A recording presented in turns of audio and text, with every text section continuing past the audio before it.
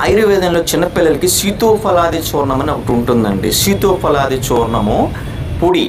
ఆ పొడి అనేది మీకు ఎక్కడైనా దొరికింది అంటే తెచ్చుకొని చిన్నపిల్లలు, సంవత్సరం లోపల పిల్లలు అనుకోండి, ఒక పావు టీ స్పూన్ చాలు. పావు టీ స్పూన్ కంటే ఇంకా తక్కువ, లేదంటే 2000 మధ్యలో ఎంత వస్తే అంత తీసుకొని దానికి చిన్న తేనెని మిక్స్ చేసేసి పిల్లల చేత నాకించండి. అది ఇంకొక ఔషధం కూడా చెప్తున్నాను, అగస్త్య రసాయనం.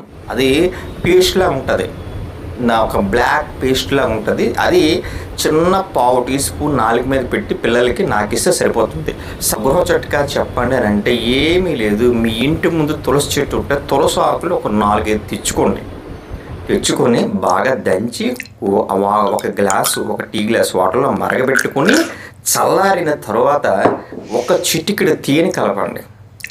కలిపి ఒక చిన్న చిటికెడు పసుపు, 2000 పరిమాణంలో కంటే తక్కువ పసుపు వేసి దాన్ని పిల్లలకి తాగించండి.